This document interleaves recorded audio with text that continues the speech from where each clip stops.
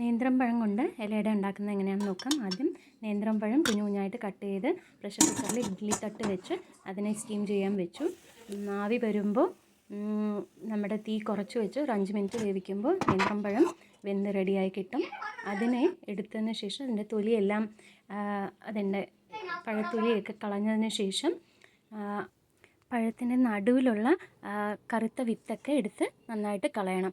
അത് കളഞ്ഞതിന് ശേഷം ആ പഴത്തിനെ നന്നായിട്ട് കൈകൊണ്ട് മാഷ് ചെയ്ത് അതിനെ നല്ല രീതിയിൽ മാഷ് ചെയ്തതിന് ശേഷം ഒരു നുള്ളു ഉപ്പിട്ട് 2 ടേബിൾ സ്പൂൺ അരിപ്പൊടിയാണ് ഞാൻ ഇവിടെ ഇട്ട് കൊടുത്തത്. അതും കൂടെ ഇട്ട് കൊടുത്ത് നന്നായിട്ട് നല്ല സ്മൂത്ത് ഡോ ആയിട്ട് കിട്ടുന്നത് വരെ അതിനെ നന്നായിട്ട് കുഴയ്ക്കണം. അങ്ങനെ കുഴച്ചതിന് ശേഷം പിന്നെ നമുക്ക് വേണ്ടത് പൂരണത്തിനുള്ള സാധനമാണ് അകത്ത് വെക്കാനായിട്ട്.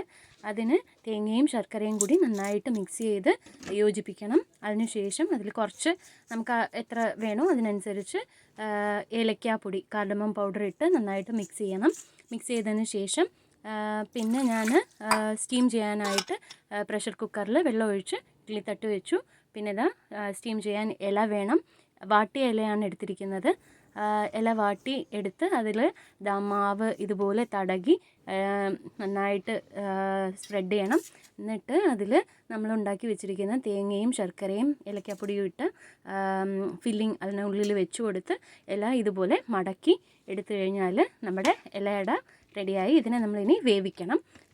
നമ്മുടെ പ്രഷർ കുക്കറിൽ വെള്ളം ഒഴിച്ച് ഇഡ്ഡലി തട്ട് വെച്ചിട്ടുണ്ട്. അതിനുള്ളിൽ ഇതുപോലെ എല്ലാ ഇലയും ഇതുപോലെ റെഡിയാക്കി എടുത്തതിന് ശേഷം വേഗം വെക്കണം. കുട്ടികൾക്കൊക്കെ വളരെയധികം ഹെൽത്തി ആയിട്ടുള്ള ഒരു റെസിപ്പിയാണ്. ഈ നല്ല സ്ലിമ്മായിരിക്കുന്ന കുട്ടികൾക്കൊക്കെ ഇതുമാതിരി ഉണ്ടാക്കി കൊടുക്കുകയാണെങ്കിൽ അവരുടെ ആരോഗ്യത്തിന് വളരെയധികം നല്ലതാണ്. നല്ല ഹെൽത്ത് വരാനും ബോൺസിനൊക്കെ നല്ല ആരോഗ്യം കിട്ടാനും നല്ലതാണ്. വെയ്റ്റ് ലോസ് റെസിപ്പി നോക്കുന്ന ആൾക്കാർക്കും ഇത് നല്ലൊരു റെസിപ്പിയാണ്. അരിപ്പൊടിയൊന്നും അധികം നമ്മൾ യൂസ് ചെയ്യുന്നില്ല, കുറേശ്ശേ യൂസ് ചെയ്യുന്നുള്ളൂ. ഇതുമാതിരി എല്ലാം ഉണ്ടാക്കിയതിന് ശേഷം നമ്മൾ ഇഡ്ഡലി തട്ടിനകത്ത് ഓരോന്നായിട്ട് വെച്ച് കൊടുക്കണം. എല്ലാം വെച്ചതിന് ശേഷം ഹൈ ഫ്ലെയിമിൽ വെച്ചാണ് ആദ്യം നമ്മൾ വേവിക്കുന്നത്. നല്ല രീതിയിൽ കുക്കറിൽ നിന്ന് ആവി വന്നതിന് ശേഷം, കുക്കറിൻ്റെ വിസിൽ വെക്കരുത്, കുക്കറിൽ നിന്ന് നല്ല രീതിയിൽ ആവി വന്നതിന് ശേഷം നമ്മളതിൻ്റെ തീ കുറച്ച് മീഡിയം ലോ ഫ്ലെയിം ആക്കി കൊടുക്കണം.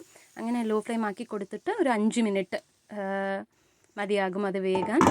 വെന്തോന്നൊന്ന് ടൂത്ത് പിക്ക് എങ്ങാനും വെച്ച് കുത്തി നോക്കുക. ഒട്ടാണ്ട് വരുവാണെങ്കിൽ വെന്തു എന്നർത്ഥം. അപ്പോൾ എടുത്ത് നമുക്ക് കുട്ടികൾക്കും നമുക്കും എല്ലാവർക്കുമായിട്ട് കഴിച്ച് എൻജോയ് ചെയ്യാം. വളരെയധികം ഈസി ആയിട്ട് കുട്ടികൾക്ക് ഉണ്ടാക്കി കൊടുക്കാൻ പറ്റുന്ന 4 മണി പലഹാരമാണ്. ഹെൽത്തിയും ടേസ്റ്റിയും അതുമാതിരി ഈസിയും ആണ് ഉണ്ടാക്കാൻ. എല്ലാവർക്കും ഇഷ്ടപ്പെടുമെന്ന് വിചാരിക്കുന്നു. ഇഷ്ടപ്പെടുകയാണെങ്കിൽ ലൈക്ക് ചെയ്യാനും സബ്സ്ക്രൈബ് ചെയ്യാനും മറക്കരുത്. Thank you.